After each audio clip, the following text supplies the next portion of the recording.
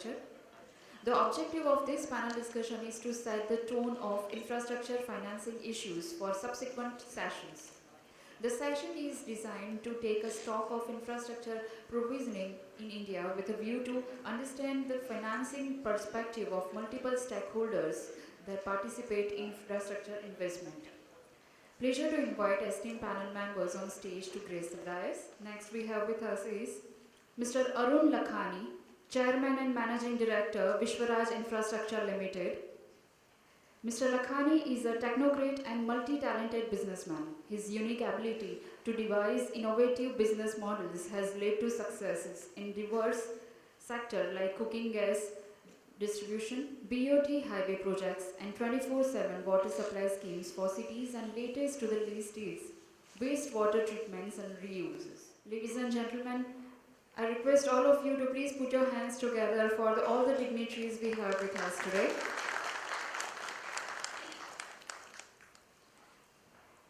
I just request Mr. Pramod Yadav, being moderator of this session, to take the charge and take the session forward. Thank you. Thank you and good morning, good afternoon to everyone. We have a very interesting set of panels up here today.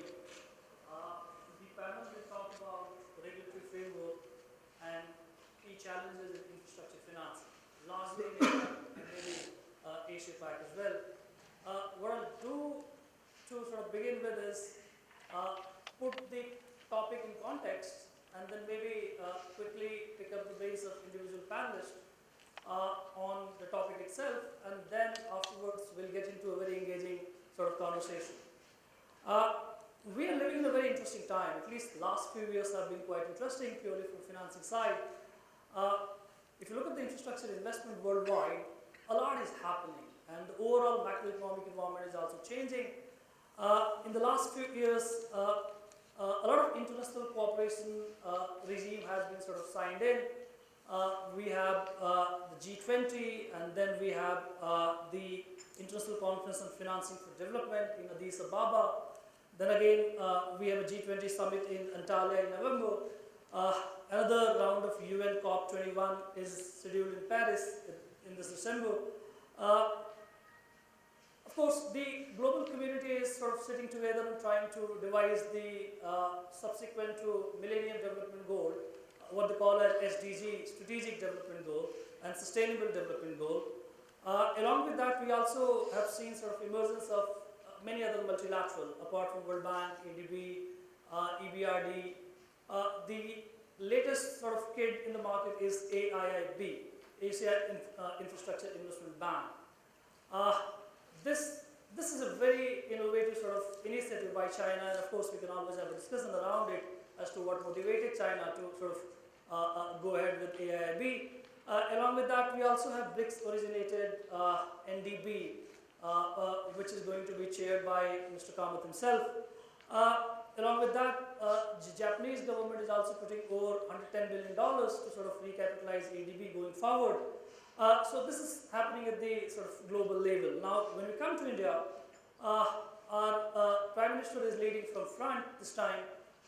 There are a host of sort of reforms going on in the market in the current environment. So there are attempted reforms in terms of land acquisition, monetary policy accommodation is also happening, and there are a host of legislative and regulatory sort of initiatives have been put forward in the market, which have been debated quite some time in the past 10 years.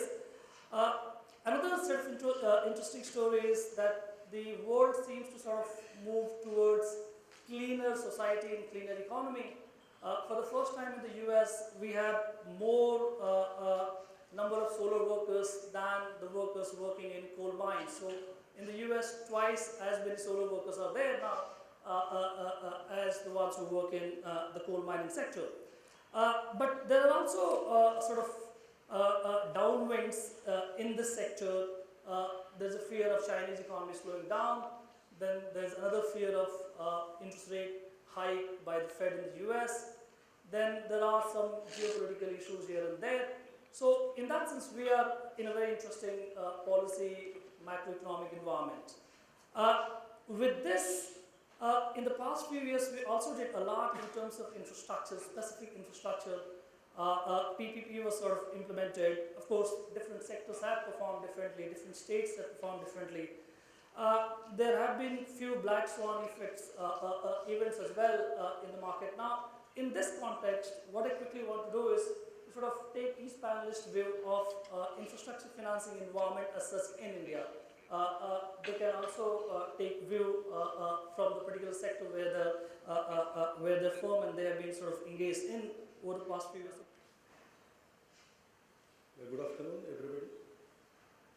I first congratulate CII and GKAFC to take up a topic which is the most relevant today in the current context. If we say challenges in infra financing, we have many, and if we can tweak some of the regulatory framework to address and overcome them. Today on one hand, we need $1 trillion investment in infrastructure, and on the other hand, we have 300 billion stressed assets. And we have an asset, reconstruction companies all put together, not even $1 billion capital in total. We have seen the new government doing a lot of, economic enablers, like to kickstart the economy, like increase budgetary allotment to 70,000 crores. Large spending schemes like Amrut, Smart Cities, Namami Gange, Swachh Bharat. You see, so there is a definite will on the part of the central government to push through the, the National Investment and Infrastructure Fund, which will have 20,000 crores every year. So increased spending of from 8 to 10% of the GDP into infrastructure sector will definitely make our economy vibrant.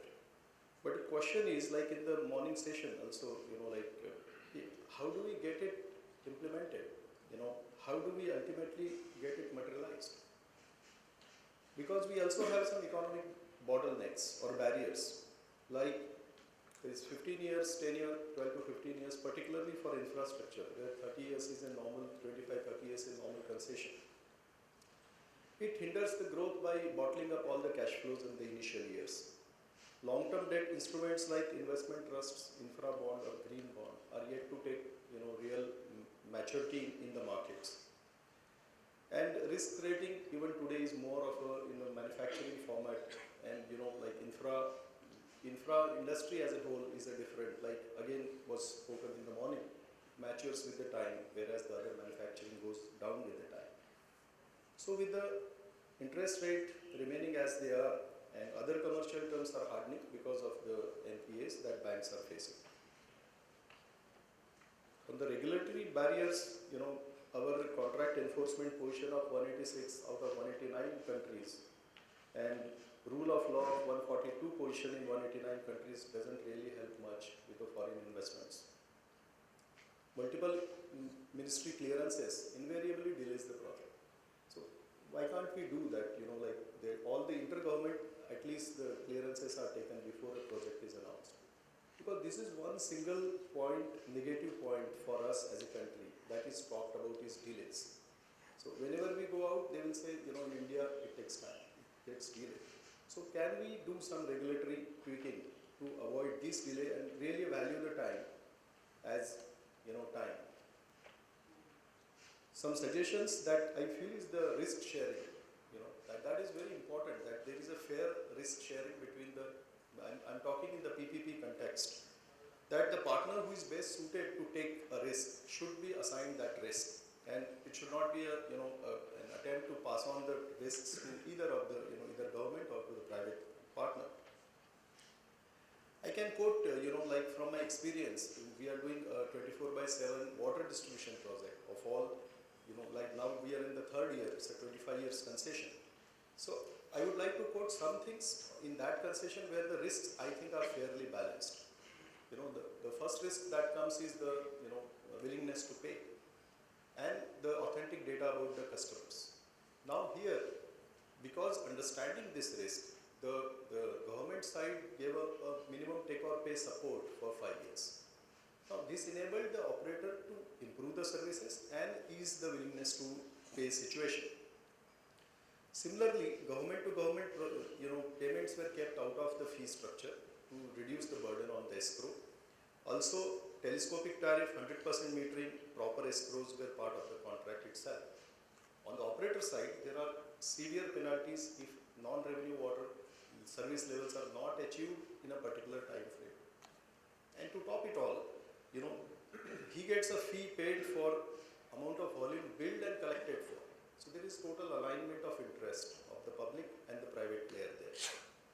So similar models, like, or we are doing a 200 MLD 100% privately funded sewage treatment plant in Nagpur, which is like annuity supported, and when we sell the water to the thermal power station nearby, we share the revenues, whatever revenues come in. And in the process, we will release 200 million liter of water for drinking to the town, because now the industry will be using treated water. So if there is a balance, then you get the support of lenders. So it's, there is a money available. The question is, how do we ensure that whoever is participating gets his comforts, his risks mitigated? I think these are the government should also encourage these municipal borrowing and municipal bonds. Should also understand that communicating to the larger people. I always say it's a 4P model, moving from PPP to 4P. The 4th P being the public. Because unless we onboard the largest stakeholder, it will be difficult for these PPPs to survive the long tenures. Because in these tenures there will be regime changes, there will be so many, there can be a black swan event ultimately.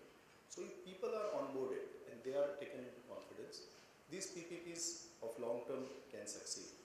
And one last thing which I feel is important, that if government can devise an insurance wrap, an insurance model for these ULBs, urban local bodies, where there is a great potential of infrastructure investment, and there is a need, because the people, they need that type of infrastructure which is totally lacking. But if there is an insurance who can give the lenders sort of a wrap, then there will be much more investments into these, and it will also improve the lives of a large population